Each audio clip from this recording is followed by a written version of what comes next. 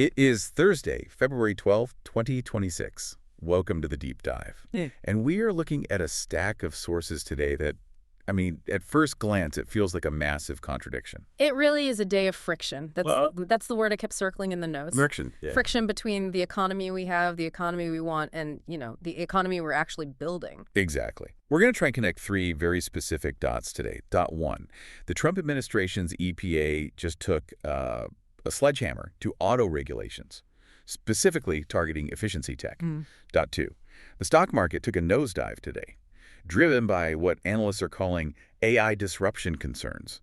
Basically, the fear that all the efficiency we're building in the digital world is about to, break something. And dot three, a labor market that is technically growing but just feels completely frozen. It's a fascinating setup. You have this, rejection of efficiency in the physical world in our cars and a deep fear of efficiency in the digital world with AI. And stuck right in the middle is the American worker in a market we're now calling low hire, low fire. So let's start with the physical world. Let's start with the cars.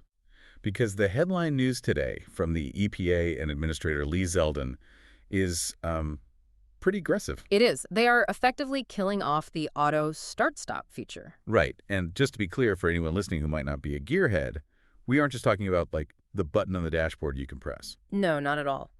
Zeldin announced the complete elimination of the off-cycle regulatory credits that incentivized automakers to install these systems in the first place. He called the feature almost universally hated, which, based on every Uber ride I've taken lately, feels pretty accurate. Yeah. But he also called the regulatory credit a participation trophy for automakers. And that is the key phrase. You see, for years, automakers could get these credits toward their fleet-wide emissions targets just by installing this tech. It was a mathematical workaround. So you put the start-stop system in, you get a credit, and maybe that lets you sell a few more V8 trucks without paying a big penalty. Precisely. Zeldin is just stripping that math away. The administration's whole argument is purely about cost and consumer choice. Zeldin claimed this overhaul, and it's more than just the start-stop thing, could save consumers an average of $2,400 per new car. Which is a big number. A huge number. It is a headline-grabbing number, but, we have to look at the other side of the ledger. Right, because that $2,400 isn't free money. If the car is cheaper to buy, but it burns way more gas, those savings just evaporate. Exactly. The data on start-stop systems is actually quite robust. In heavy city driving, they improve fuel economy by anywhere from 7 to, 26%? Wow. You kill that efficiency, your operating costs go up. So while the sticker price might drop, your monthly fuel budget probably goes up. It's a trade-off. Less friction up front, more cost long-term. Yes. But there's a deeper layer here, right? Yeah. This isn't just about whether my engine shuts off at a red light. The endangerment finding. The source material mentioned that. What is that? This is the critical piece that I think the mainstream news might gloss over. This move is part of the revocation of the 2009 endangerment finding. That was the legal bedrock, the scientific basis, that gave the EPA the authority and the obligation to regulate greenhouse gases as a threat to public health. So by attacking the start-stop credit, they are really signaling a dismantling of the entire regulatory framework for CO2. Precisely. It's a huge signal to the industry. It's saying you no longer have to design your engines around carbon compliance. And the reaction from the industry seems to confirm this. Ford and Stellantis basically said, thank you, this lets us lower prices and give people the big engines they want. While environmental groups are, flagging this as a complete reversal of a decade of real engineering progress. So it's a pivot back to, mechanical simplicity. We're choosing dumb cars over smart compliance. Yeah.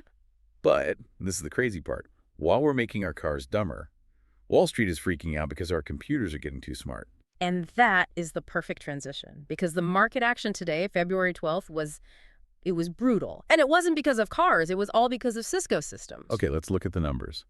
Cisco stock plummeted 12.3%. But here's the weird part. They beat earnings. They did. Usually you beat expectations, the stock pops. Why the sell-off? It was the guidance. Their forward-looking statements were just weak. And in this market, weak guidance from a tech bellwether like Cisco is being interpreted as a canary in the coal mine. And that's where this AI disruption concerns phrase comes from. Yes, analysts are all over it. Let's unpack that. For the last, 2 years, the narrative has just been buy AI because it's going to make everyone rich. Now we're suddenly worried it's going to break the economy. The narrative is shifting from who wins with AI to who gets displaced by AI. The fear isn't that the tech won't work. The fear is that it will work, and that it'll work at the expense of traditional enterprise spending. So if I'm a company, instead of buying 1,000 new networking switches from Cisco or leasing a new office floor, I'm just dumping that money into AI software that does the work of 50 people. That's the fear. There was a viral essay circulating among traders this week. It's in our source Stack, predicting massive white-collar displacement. It's causing a real psychological shift. So investors are looking at sectors like real estate, logistics, legacy software, and asking, Is this business model obsolete in 24 months? yeah, it feels like the whole AI bubble conversation is morphing. It's not a bubble in the sense that the tech is fake. It's a panic that the tech is actually a wrecking ball. Right.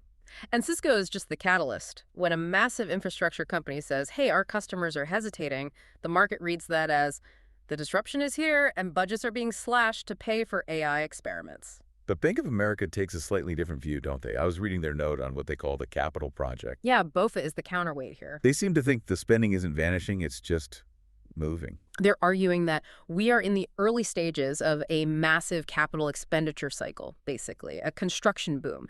We have to build the data centers, we have to upgrade the power grid, we have to generate the electricity for all this AI. So even if Cisco is hurting in legacy networking, someone somewhere is spending billions on copper wire and concrete and GPUs. Exactly. BOFA calls it a key pillar of growth.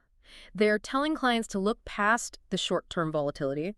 They see this as a reindustrialization of the economy, just centered around data. And they couple that with what they call the security supercycle. I love that term. It sounds like a blockbuster movie. It does. But it's actually about defense spending, right? It is. And the numbers are just staggering. Global defense spending hit a record $2.7 trillion in 2024, and it has not slowed down. Wow. So BOFA's point is that between the AI build-out and the global rearming due to geopolitical tension, there is this massive floor of spending underneath the entire economy. So the government is buying tanks, and big tech is buying generators. That's a lot of money flowing around, regardless of whether a few office workers lose their jobs. That is the bullish case, but it doesn't really help the mood on the trading floor when you see a 12% drop in a blue-chip stock like Cisco. Yeah. It creates this schizophrenia in the market. You've got strong macro spending, but terrifying micro disruption. And that schizophrenia seems to be bleeding directly into the labor market.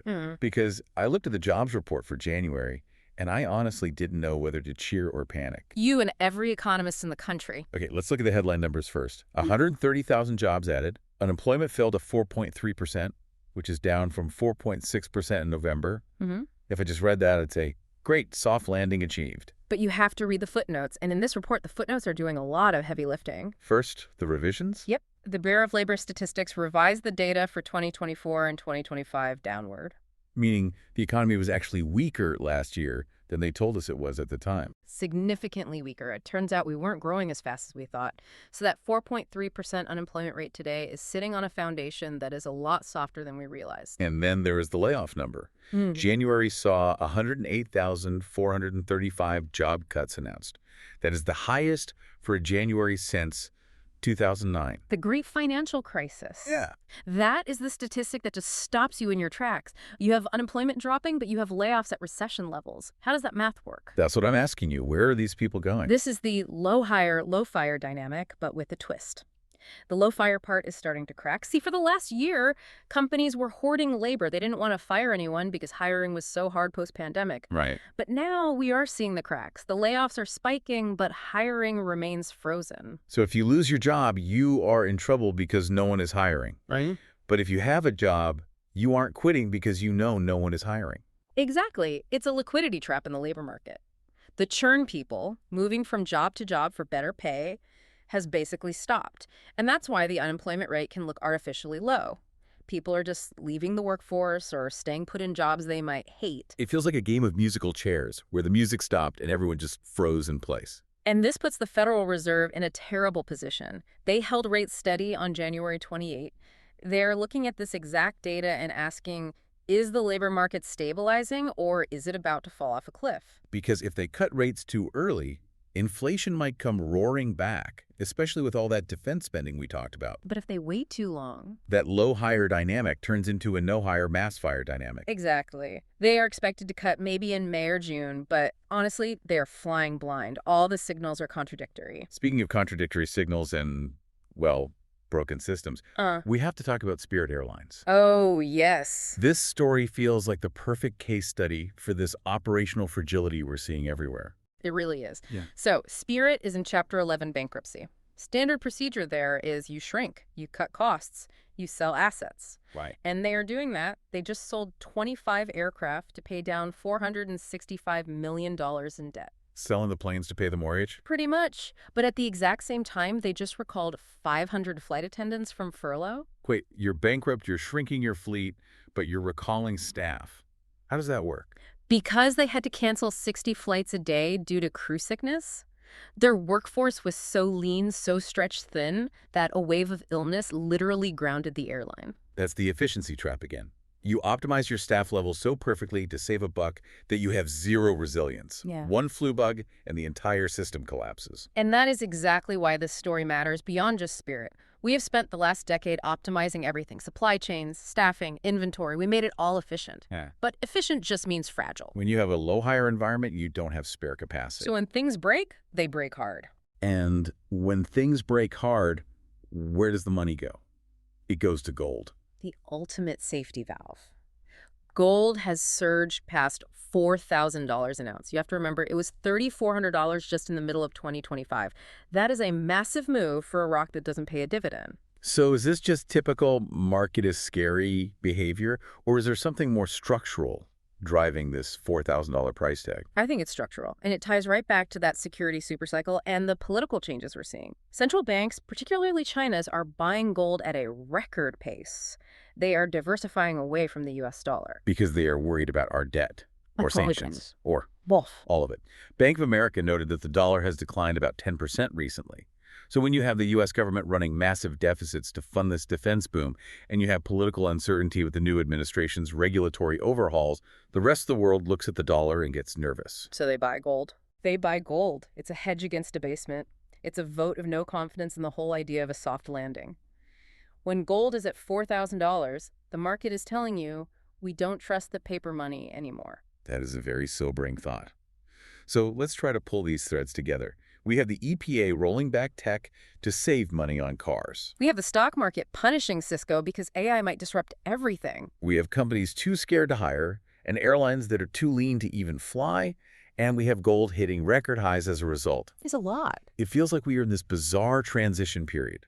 We're rejecting the complexity of the recent past, the start-stop buttons, the regulations, but we are absolutely terrified of the complexity of the immediate future, the AI displacement. I think that's the perfect way to frame it. We are trying to build this futuristic economy, that Bofo capital project with data centers and defense systems, while simultaneously trying to hold on to the user experience of the past.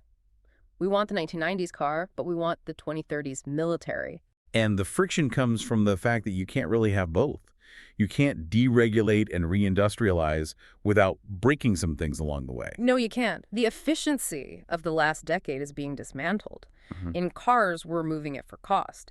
In labor, we're removing it through stagnation. And in the market, we're seeing that efficiency via AI is actually a threat to profits in other sectors. So for the listener trying to navigate all this, what's the takeaway? Is it buy gold and hide? Or is there a silver lining here? I don't think it's high, but I do think it's a time to be very skeptical of business as usual. The rules of the road are changing. Right. Yeah. The regulatory incentives are flipping. Look at the EPA. The growth drivers are shifting. Look at Cisco versus defense stocks. The labor market isn't working the way it used to. So don't assume the trends of the last 5 years apply to the next 5 months. Exactly. We are in a new cycle, the security supercycle, combined with this anti-efficiency movement in consumer goods. It just creates a very different inflation and growth picture. It brings me back to that Spirit Airlines example. Maybe the lesson is that we all need a little more slack in the system, whether it's in our portfolios, our businesses, or just our expectations. Slack is expensive, but as Spirit learned, fragility is bankruptcy. And on that cheery note, it's definitely a time to pay attention to the details, the footnotes in the jobs report, the guidance in the earnings call, and the fine print in the EPA ruling. The devil is always in the details. Thank you for helping us sort through them, and thanks to everyone for listening to this deep dive. We'll be back with another stack of sources soon. Until next time.